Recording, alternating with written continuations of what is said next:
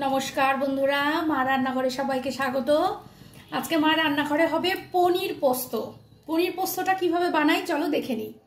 প্রথমে কড়াইতে তেল দিয়ে দিলাম, তেলটা গরম হোক, পনিরগুলো এক এক করে ভেজে নেব।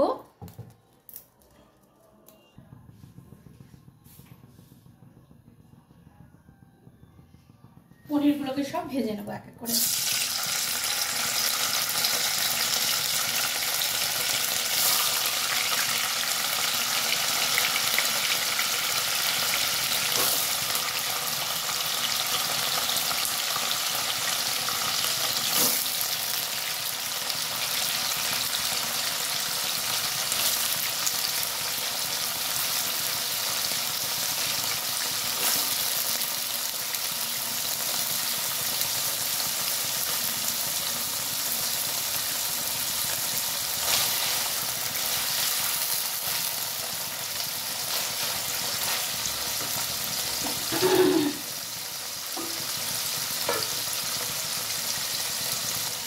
পনিরটা এক পিঠ হালকা হালকা ভাজা হয়েছে।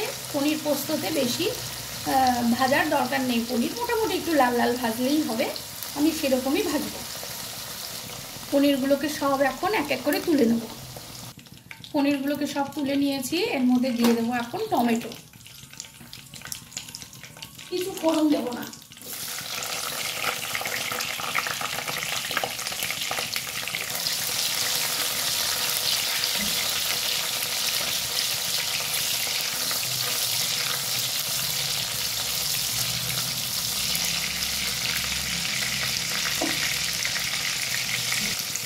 দিয়ে দেবো নুন।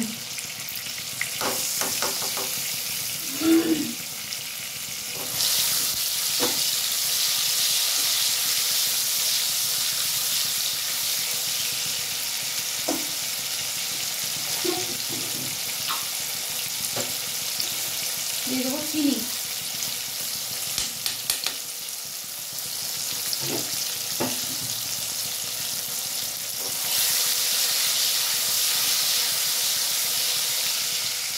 এইবার এখানে যে পোস্তটা ভিজিয়ে রেখেছিলাম, শুকনো লঙ্কা আর পোস্ত ভিজিয়ে রেখেছি, দিয়ে দিলাম।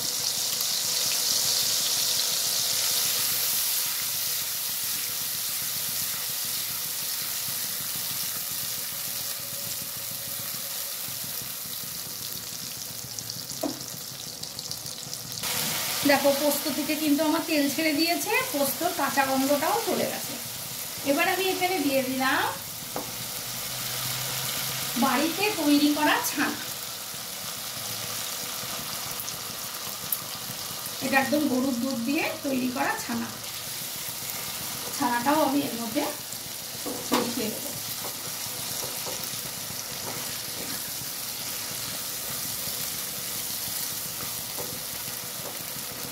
রুটি, পনির, পোলাও সব দিয়ে কিন্তু, এই পনির পোলাও বলছি, রুটি, পোলাও, পরোটা সব দিয়ে কিন্তু খুবই ভালো লাগে খেতে। এটা ভালো করে ভাজা ভাজা হয়ে দেবো।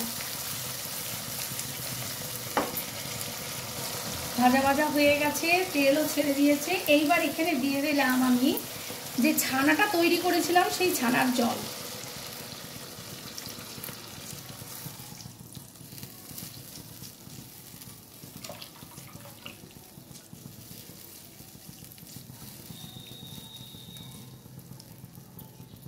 এইটুকু আর ফেলবো কেন, দিয়ে দিই।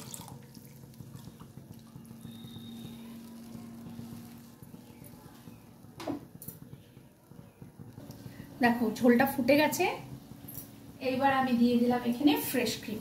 একটা বাটির মধ্যে ফ্রেশ ক্রিম আমি দিয়ে রেখেছিলাম, ফ্রেশ ক্রিমটা এর মধ্যে দিয়ে দেবো। ফ্রেশ ক্রিম দিয়ে দিয়েছি। একটা কথা বলে রাখি, ফ্রেশ ক্রিম আমার ঘরে ছিল তাই আমি দিলাম। তোমাদের যদি ফ্রেশ ক্রিম না থাকে, যেই অবধি আমি দিয়েছি ওই অবধিতেই কিন্তু যথেষ্ট সুন্দর খেতে হয়। সবসময় ফ্রেশ ক্রিম হাতের ধারে থাকে না, আমারও থাকে না, আমার ছিল তাই আমি দিলাম। ফ্রেশ ক্রিম দিলে পরে একটু সুন্দর স্বাদ হয়। আবার অনেকে ফ্রেশ ক্রিম কিন্তু পেটে সহ্য হয় না। এইবার আমি দিয়ে দেবো পনিরগুলো।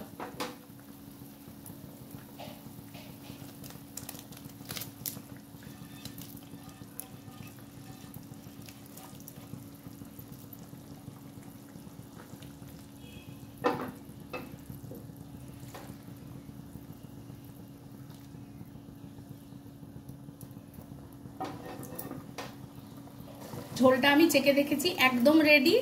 এবার আমি দিয়ে দেবো এর মধ্যে অল্প একটু কাসুরি মেথি।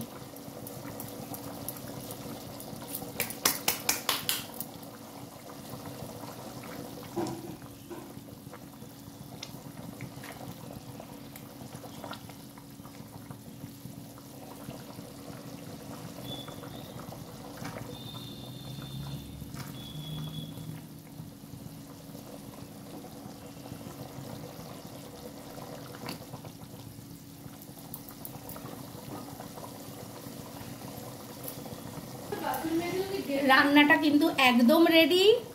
রান্নাটা যদি ভালো লাগে, পনির পোস্ত রেসিপিটা যদি ভালো লাগে, বাড়িতে বানাবে, লাইক কমেন্ট করবে আর সাবস্ক্রাইব করে আমার পাশে থাকবে। তোমরা সুন্দর করে পুজো কাটাবে, দশমীতে খুব সাবধানে থাকবে। টাটা, আবার দেখা হবে।